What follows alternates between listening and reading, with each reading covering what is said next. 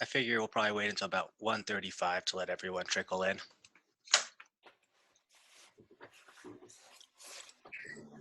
Sounds good.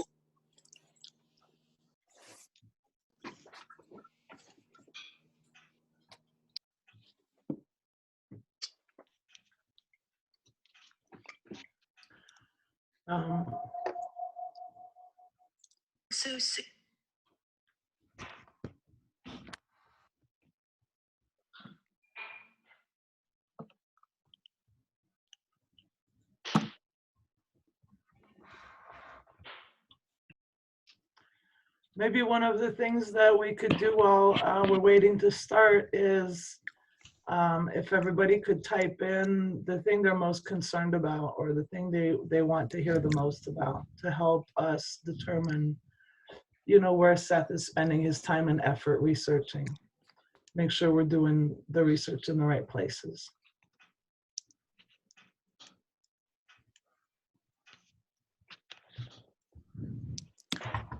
All right, that's a good one. And we're definitely gonna cover a little bit of that today. What?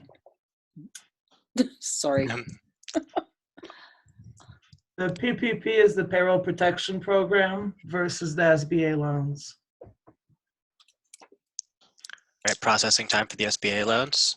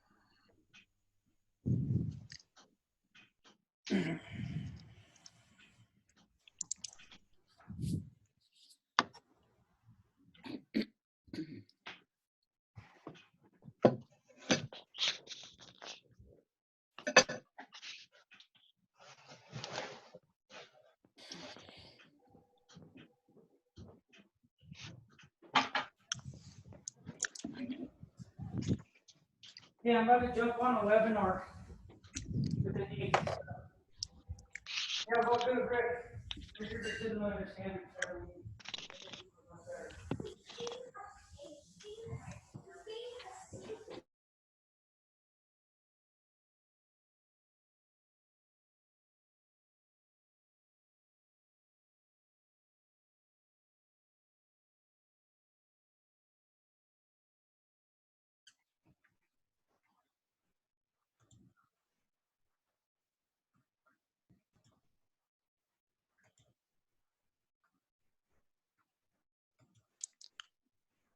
All right, let's give it a couple more minutes.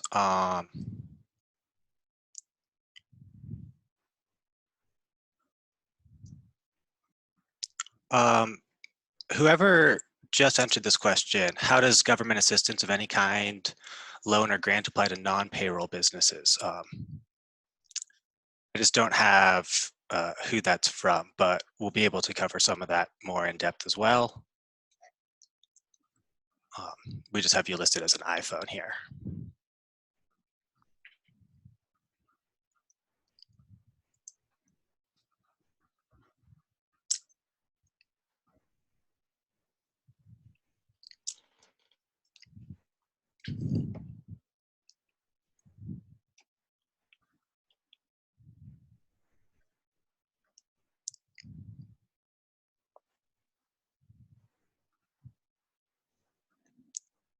And so during the presentation, I'm going to have everyone except for myself and Anik muted.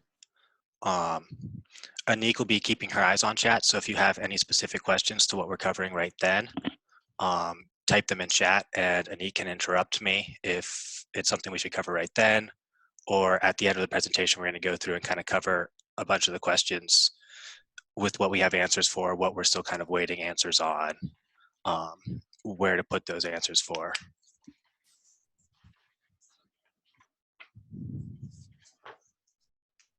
Okay, cool, got it. Thank you for the clarification on that question.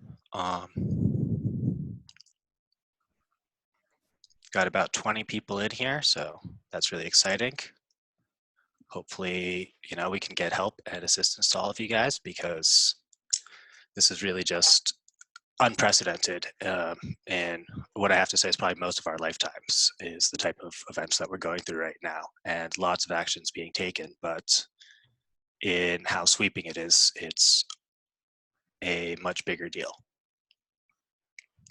All right, so thanks everyone for joining us today. I'm Seth Weinberg. I'm the new team member at Aniques Books, and I've been kind of heading up business development there.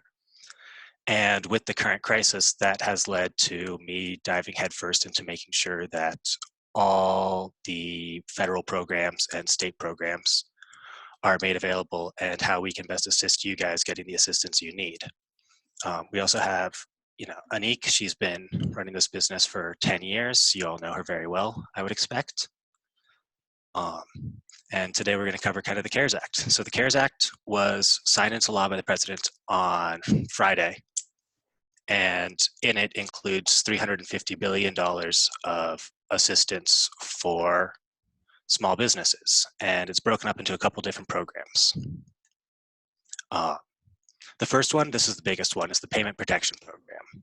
This is what we know as kind of, we're hearing as the 2.5 months of forgivable loans. There's also going to be SBA non-disaster loan forgiveness. There's Entrepreneurial Development Program grants, and there are EIDL loan grants, and those are an emergency grant to cover the speed of SBA approval ratings. So if you're in the process of an SBA loan application,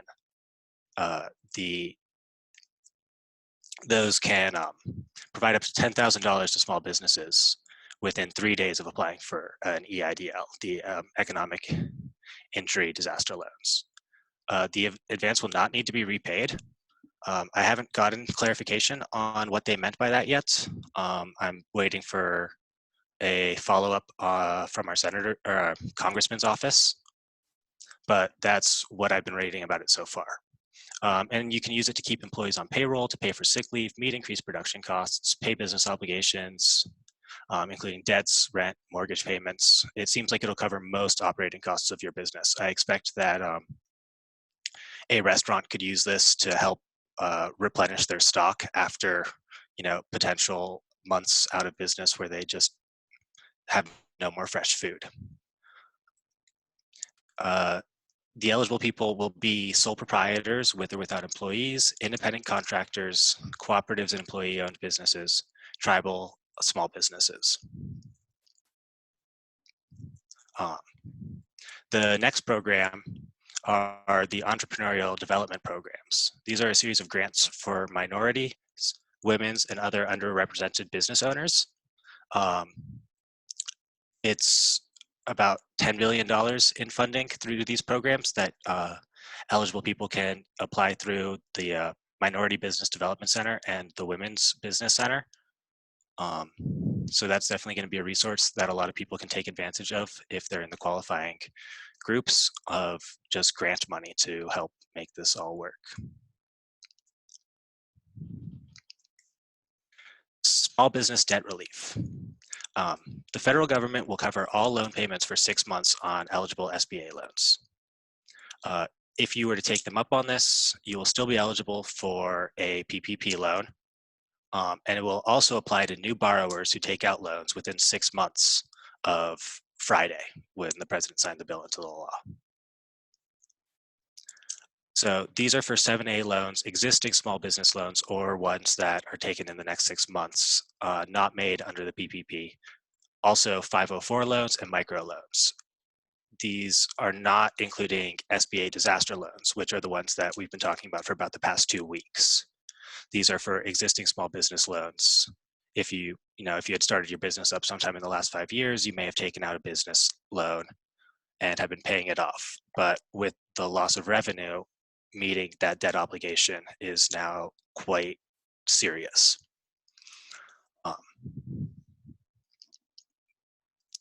And there's a weird little thing here in being considered a small business. I don't think it's going to apply to any of us, but I included it in the presentation. They're going to base it off the industry you're in and your average 3-year annual revenue. And that's typically for people who are over the 500 employee numbers. So I don't think it's going to apply, but I thought it was worth including. And with this, the government will cover your principal payments, your interests, and any associated fees on the loan payments for the next 6 months to help keep cash in business owners' pockets, so that way we can restart the economy once we're done with the health crisis. And the Paycheck Protection Program. This is the real meat and potatoes for us. They're 100% federally guaranteed loans to employers who maintain their payroll. Small businesses and other eligible entities will be able to apply if they were harmed by COVID-19, basically between February 15th and June 30th. That February 15th date is kind of the date that the government wants to see us get our economy back to, and is going to be where they're basing the payroll numbers off of. So businesses and entities in operation prior to that February 15th date will be eligible. Small businesses, 501c3 nonprofits, 501c9 veterans organizations, or tribal businesses which have fewer than 500 employees. Sole proprietorships, independent contractors, and eligible self-employed individuals will also be able to qualify. The loan size is a maximum of 10 million. It's going to be your average monthly payroll costs from those date periods of last year, so February 15th, 2019 to June 30th of 2019. This is going to be important for a lot of businesses in Tahoe, is seasonal employers can instead choose March 1st to June 30th as the period in which the average payroll cost is determined.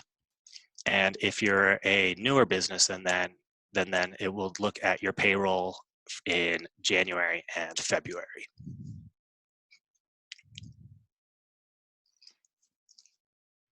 So you can then use this money to cover payroll costs, costs related to the continuation of group health care, salaries, commissions, or other similar compensations, interest payments on a mortgage obligation, but not the principal payment on the mortgage.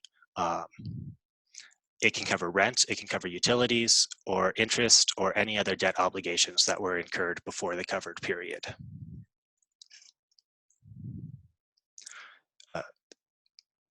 And it basically says the amount after these 2.5 months, or the 8-week period that will be forgiven, is equal to all of those things that you spent the money on. So if you were to take a loan for $15,000 and you only ended up spending $13,000 on the eligible expenses, because that's just where your business landed, you would be forgiven on the $13,000 and still owe back the $2,000 left over.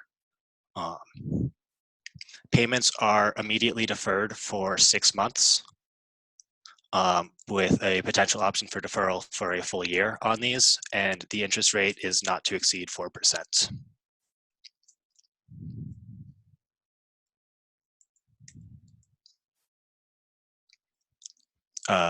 To apply for the forgiveness, you're going to go through the lender of the loan. You're going to need the documentation verifying the number of employees on your payroll and pay rates, including IRS payroll tax filings and state income, payroll, and unemployment insurance filings.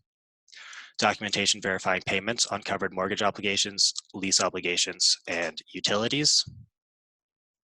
And some sort of certification from your business who's authorized to certify it. That all the information you've provided is correct and accurate. How to apply. The Treasury Department is expecting to run this through, for the most part, through your existing financial institutions. So the best way right now is to contact whoever you're banking with and prefer to bank with, and apply for a PPP loan. I believe they were saying to apply for an SA loan, 7A loan, but it seems like the process is going to be just for the PPP. It's running through all current SBA 7A lenders. They're going to be expanding that and authorizing more lenders, including non-bank lenders, to handle these loans in order to meet the demand that will be necessary. And the Treasury Secretary expects the program to be running by the end of the week. Legally, they have to get this program up and running within 15 days of the bill being signed into law. So that'll be, I believe it was April 11th. Yeah, April 11th, unless weekends, because that's a Saturday, unless weekends are messing with that. I didn't see the specific language on the bill whenever I was researching this. Oh, all right. I guess we can just open this to Q&A.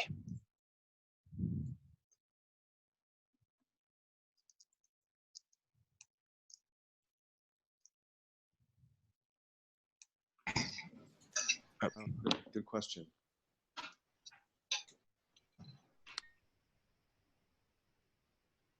Sorry, I'm working to get back to muting everyone, and we'll actually address the questions that we already have taken in, and then we'll go to more. I lost my mouse. Okay, so the questions that we have. Where is my chat? Here it is. So the difference between the PPP loans and the SBA loans. There's a couple things going on with that program. You can actually even apply for both. You just can't have them both for the same cost. So if you have costs you need to make that aren't eligible for the PPP program, the SBA disaster loans are another option that you can tap into. Those loans are not going to be forgivable in that you're still going to have to pay them back. There's not going to be a payment necessary on those for a year after the initiation of the loan. And those are the loans that are capped at $2 million at 3.75% interest rates. And they are to cover just normal operating expenses of your business. They might apply to certain people who don't have the exact specifics of payroll obligations that the PPP is going to cover. And I think that's the primary difference. And they're for a longer time period than the PPP, which is capped at 8 weeks of payroll obligations.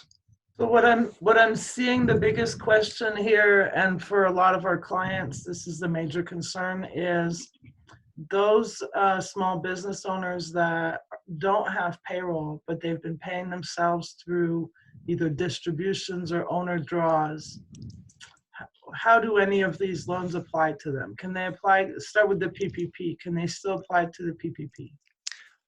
It's going to depend on the structure of their business and their entity, but they should be able to, as a sole prop or an independent contractor sort of thing, self-employed, file and be able to consider their payroll costs to themselves. So basically they're broadening the term for payroll is including the draws or the distribution that we take out of our business that are not specifically payroll. That's my understanding. I don't have that open right now that I can confirm it. But that's what's been the general consensus so far in everything we've been looking at, right? Yes. So to answer this question, I have an S Corp and I'm sole employee. Should I use an SBA loan to pay myself? That should be eligible for the PPP for the 8-week period.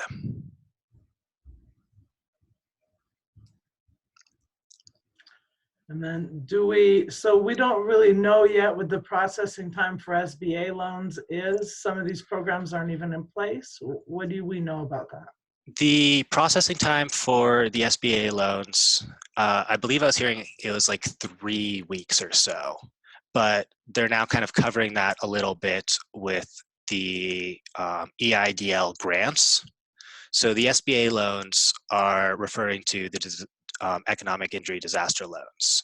And there's a specific provision in the CARES Act to speed up that processing time, which is that grant of up to $10,000 that is a cash advance on the SBA loans. And so in short, the processing time can be as short as 3 days using those grants to cover kind of the emergency gaps in funding. You know, they'll basically give you what you need to tide you over until the rest of the application is processed and through.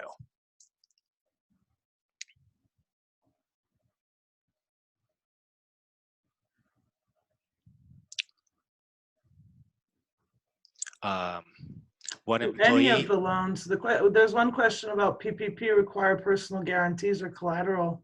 I'm wondering, do any of those loans require collateral or personal guarantees? I have this open somewhere. So the PPPs are fully 100% guaranteed by the federal government. So that's going to be covered. The SBA loans, where did that information go?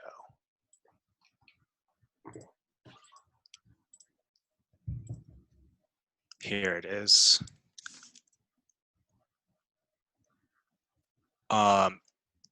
The SBA can put for the EIDLs 3.75%, potentially 30-year terms.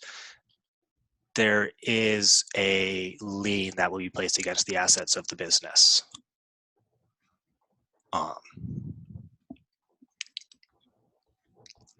In those cases, but I don't believe there's any other kind of guarantee that's needed. Oh, sorry. A personal guarantee will be required for loans greater than $200,000 from owners of more than 20% of the business. But no liens will be taken against real estate owned by the guarantor.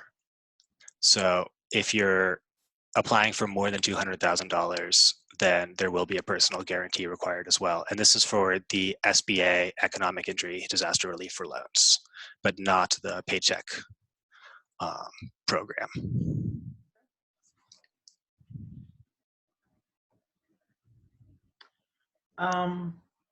Paul was asking where we apply for the loans, and I think you're planning on getting us the links to the different programs to apply in the next week once they exist, because some of them don't exist yet, right? So for the PPP, your best bet is to apply through your existing financial institution. You already have relationships with them, you know the people there. In most cases, they're probably already going to be onboarded into the program. And by onboarded into the program, I mean authorized to give out these loans. That is going to be on a case-by-case basis, I think, for the banks as how they pick that up. So the best thing you can do right now is just give them a call and say, I'm interested in applying for the PPP program. What's your timeline on being able to take applications on that? Ask them about the procedure, what they're going to want to see from you to speed up the process. For the SBA loans, it's the same portal that it has been. I don't have the link handy on me right now, but it's that SBA website that everyone's been crashing for the past 2 weeks. That they just rolled out a more streamlined online portal for those that will hopefully both alleviate the issues of traffic and also make it easier to apply. I was browsing through it and it's much nicer than the ones we were doing last week. Awesome. And Brandy's asking, what does forgiven truly mean? Yeah, so, oh, and she also popped the link into chat for the SBA loans. Thanks, Brandy. So for the PPP program, as much money as you borrowed from them based on those 2.5 months of payroll expenses that gets spent on qualifying expenses. And if you maintain your payroll to the levels of for February 15th, then all that money you spent on qualifying expenses is forgiven and you're not going to be expected to pay it back, which means it's free money. You just have to jump through a couple hoops to go get it and make sure to only spend it on things that you're allowed to spend it on. The qualifying expenses.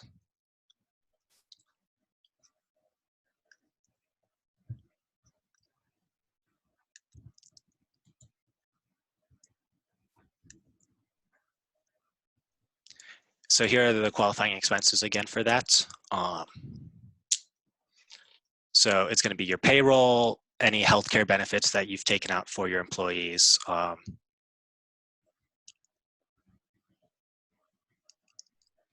and similar business obligations.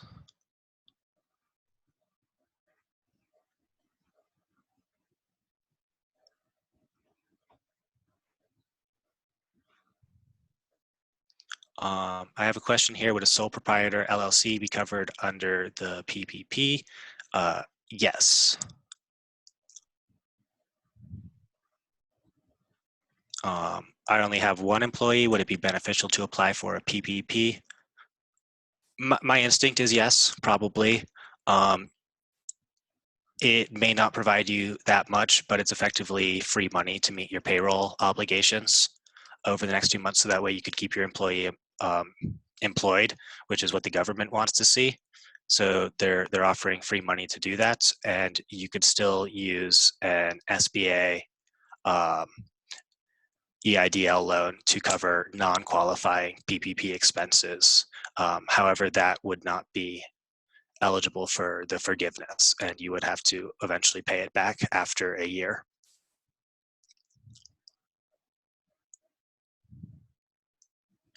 Awesome. The second to last question from Angela. Yes.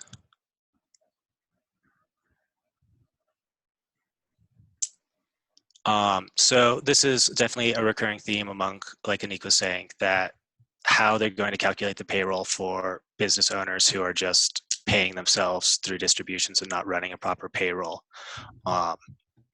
I'm waiting on an answer from Congressman McClintock's office to kind of clarify that with me and help us figure it out if it's the right kind of application. But it's my current understanding that you will be able to base it off of that.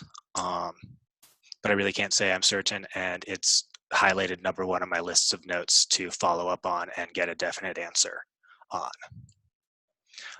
To answer Angela's question specifically, so they actually are going to be basing it for you guys off of this period from February to June of last year, since you were in business during that time. And to answer the second question, if you have no payroll, how will they determine your forgiveness eligibility after the 8-week period? I expect then whatever forms that you have to use to show in the end at the beginning that that's your payroll obligation or your obligation to your employees, then you'll use similar proof at the end of this period to show that you continue to meet those demands and obligations.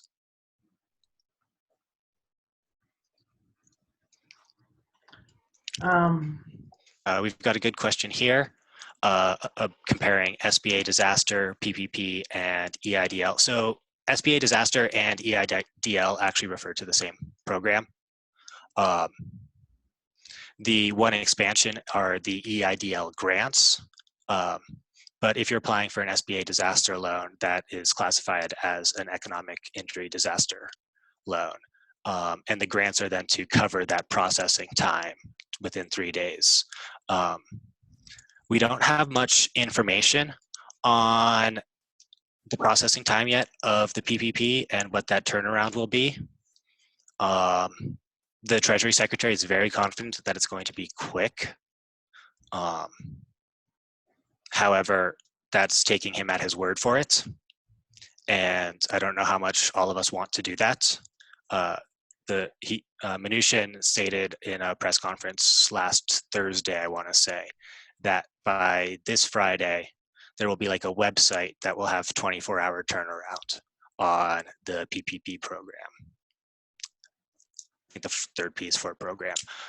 So that there's potential for a very quick turnaround time on that. But the bill was only signed into law on Friday. Today's the first business day afterwards. So all the banks and non-bank financial institutions are working out how to implement this and working out all the kinks. And hopefully we can get better answers on what the turnaround time will be on that program. As for interest rates and payment periods, the PPP, if for whatever is not subsidized and forgiven, is 10 years maximum terms with an interest rate to not exceed 4%, compared to the EIDL, which is an interest rate of 3.75% with terms determined on a case-by-case basis of up to 30 years. I haven't seen too many examples of how they're determining those cases and what the likelihood of getting, say, 10 years compared to 30-year terms are, but they are determining them on a case-by-case basis.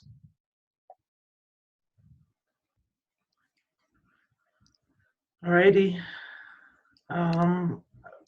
Paul was asking independent contractors. I think everything we've said about self-employed and sole proprietors apply to independent contractors also, correct? Actually, I'm not too sure about that. It's something that we're going to need to look into for if you're paying an independent contractor. If you've got people who come in and they're not employees, they're not on your payroll, but they get paid as an independent contractor. And it's going to get more complicated because California is muddying the waters on who are independent contractors and who are employees.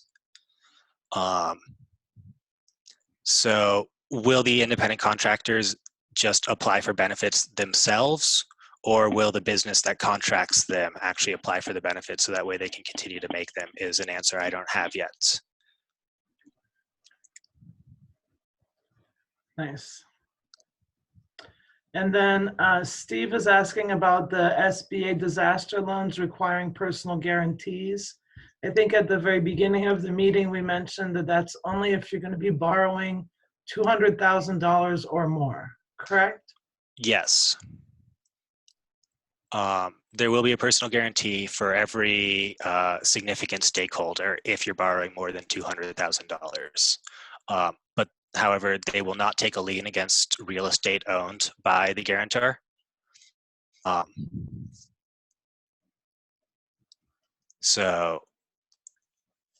And that's for the SBA EIDL loans. What is the time period for seasonal businesses for the PPP? I don't think it was explicitly said in the law. All they said was that you instead get to opt to have your payroll cost average be determined from March to June instead of the middle of February to June. So basing on last year's payroll cost from March to June 2019? Yes. From February to June 2019. It's only buys you actually a couple of weeks because it's February 15th compared to March 4th. Mm-hmm. So basically one pay period, but that is one pay period. That's difference. And I know that can make a lot of difference for seasonal employees up here. Yeah, especially if that pay period was 0.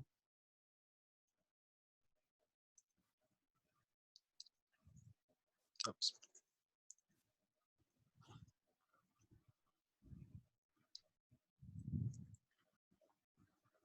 So, and Angela is asking about the funding available to women business owners. Does it come under loans or grants? Those are grants. So absolutely, for those of you who qualify as a woman business owner, a minority business owner, or some sort of other underrepresented business owner, reach out to the Minority Business Development Center or the Women's Business Center and see what the specifics of those programs are. I believe they're being more on a state-by-state and regional basis because that's how those branches are developed. So it's absolutely a resource that is available to us and that we can take advantage of for those of us who fit those classifications. Awesome. We have a great question here. If my business structure were to change from sole prop to LLC in the coming weeks or months, how might that affect eligibility? I don't think it would, because it's being based off of the past. But for the most cases, going from a sole prop to an LLC kind of fall under the umbrella in the same time, unless the LLC then is actually split into a significant partnership.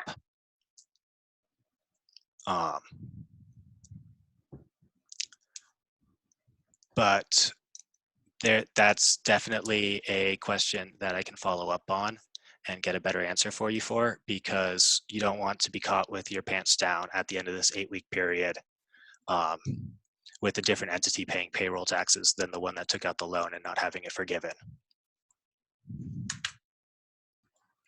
Oh yeah, that would make a difference. Yes, that's, hopefully I can export this chat.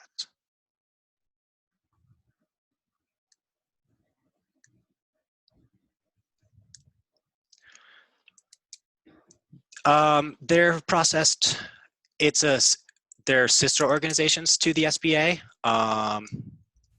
The SBDC, WBC, and MBDC are all partnered very closely with the SBA and exist through them, but are not actually part of the SBA. So you won't be processing them through the SBA, but instead through these specific business centers. And they're all, it's nice because they're all regional. The SBDC has one up in Truckee. I'm not sure about, here we have the closest WBC is in Sacramento. And you'll be reaching out to those for those grant programs.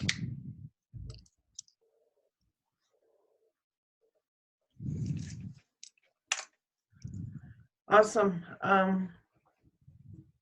Do you want to unmute to see if anybody has anything they want to share? Yeah, we can unmute everyone and see how what everyone's saying. So I'm going to unmute you all now. So just be warned if you've got something else going on in the background that you might not want to share.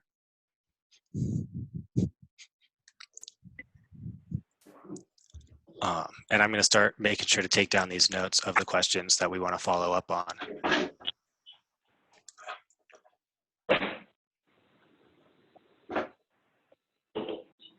So for me right now, the biggest takeaway is really that all these programs are in process. I mean, the law just passed less than a business day ago, and we basically have an idea of what to expect it's going to look like, but we won't know for sure for another week, maybe two. Am I reading all of this right? I think that timeline's a little pessimistic. I think we're at the point where we should all start reaching out to our financial institutions, these different business development centers. Even though there's nothing set in stone quite yet and they're not ready to start taking applications, the process is moving and it's moving very quickly. So that for the PPP, I would definitely recommend immediately reaching out to your bank and seeing what their timeline is for this process and what you're going to need. So that way you can jump right on it as soon as they're ready to go. Okay.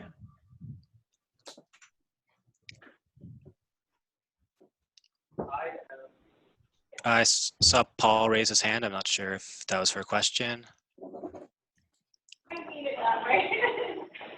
Hey, can you hear me now? Yes. Okay. Hey, so this is for Anik and for you, Seth. Nice to meet you, and thank you for taking the time to do this, by the way. Really appreciate all the information. My question is for Basecamp Festival. I have 2 people on payroll with that company. I'm assuming I can count on you to send over the information I need to apply for those particular PPP loans for those 2 employees. So he's asking if we can send him the information he'll need to apply to the loans. The payroll information for last year, that would be the February. Yeah, the information from your business that you need. Correct, yes. Yes. You do my Definitely. payroll. So my other question had to do with independent contractors. I'm not sure you understood completely, because we have folks that work for us at Basecamp Festival that are independent contractors. Should we include those in our calculations for the payroll loans? I'm going to need to get back to you on that with a definite answer. I don't have it right now. But yeah, so you pay the independent contractors, because what I'm not sure is if your independent contractors are going to be filing themselves for PPP, or if you're going to be filing for PPP on their behalf, basically. I don't have an answer for that right now, but I found the Congressman's office to be very helpful in answering specific questions about eligibility. So they're my first stop to kind of go seek out these answers. You know, also on the Basecamp side of things, the EIDL loan, it's something that we've applied for. I'm assuming that the $10,000 grant is part of that, correct? Or does it, you have to apply for that separately? It will be part of that, but because you applied to it before the CARES Act was passed into law, you will probably need to go and reach out to your contact through them and tell them that you are interested in applying for the grant, because you apply for the grant at the time you apply for the SBA loan. Really, the only communication I've had with them, and this is for the case like Anik, you'll know, we pay a lot of our expenses up front before a show happens. And then the show happens and we pay ourselves back, and that includes marketing costs. So what happened is we had several shows in February, March, and April, and now May and June that have canceled that we already had expenses for. So would those qualify as expenses for the grants and for the forgiveness loans? So it sounds to me, because you're very industry specific, maybe we can set up an appointment with you and Seth and get a list of the specific concerns that you have so they can be researched for you, because your industry is real specific, especially in all of those expenses that are paid up front. Your independent contractors who are relying on you almost as much as employees do, in terms of for the seasonal employment and all that fun stuff.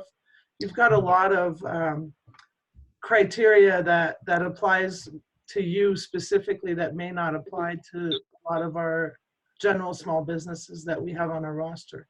I'd appreciate it. Yeah, if you can set something up for Seth and I, that would be outstanding. I think it's just that, you know, all of our upfront costs are now not being able to be covered by the revenues of our shows because we had to cancel everything. So, and that includes the festivals that we were doing this summer. Rock. Anyway.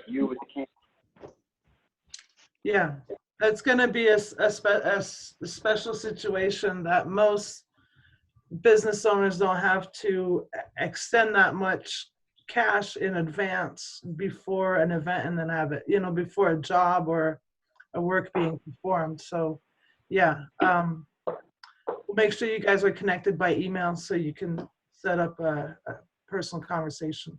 Great. Again, really appreciate it. Yeah. Thank you. And then anybody who wants, you know, a private consultation with Seth, that's I'm here. Yeah. Just reach out to us. At this point, his only limitation is, you know, we don't want to work him into the ground. We want him to keep doing that research and stay on top of things for the duration. Yeah, and don't even listen to her too much about that. my only real limitation is that I'm often meeting or on calls or attending various things going on. And if that's the case, I'll reach out to find a time that works as quickly as possible afterwards. But for the most part, my phone's always on. You have Anik and Mai's emails, and so please don't hesitate to reach out with any questions or further developments that we need to work on, because that's what we're going to be here for. And that we believe in you guys and want to do our best to make sure everyone gets through this as painlessly as possible. Thank you. Awesome. I couldn't have said it better myself. Is there anyone else that wanted to say anything? Yeah, I wanted to touch on it was mentioned in an email about tax break, 50% of, like you could write off 50% of payroll for employees to bring back on who may have been laid off. Yes, so that is another option. I didn't really cover it.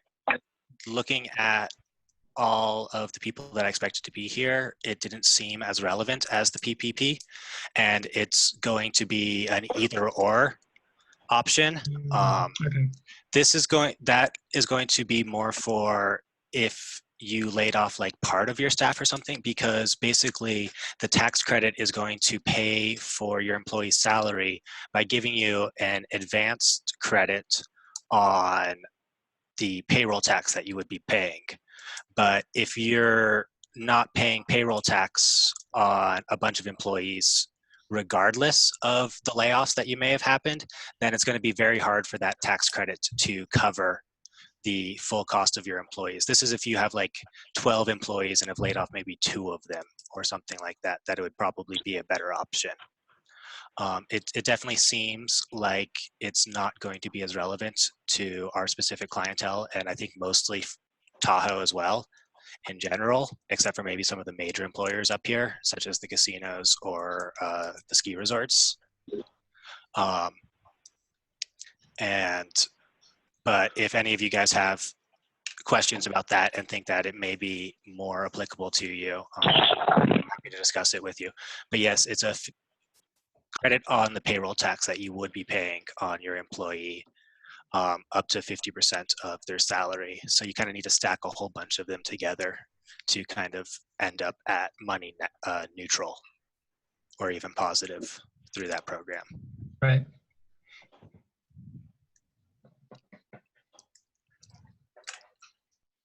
Awesome. So we're going to be planning on doing more of these as we get more information, more definite answers, and even some practice with some of you and us. We're going to be applying for some of these relief programs ourselves. We basically want to make sure that as many of us are still around as possible when this is all over. So we'll be in touch by email for another Zoom meeting and just information by email like we've been disseminating. Seth has been working really hard on that. And thank you everybody for attending. We really appreciate it. Thank you all so much. Thanks, guys. Appreciate it. Have a great evening, or afternoon and evening, everyone. Bye-bye. Bye.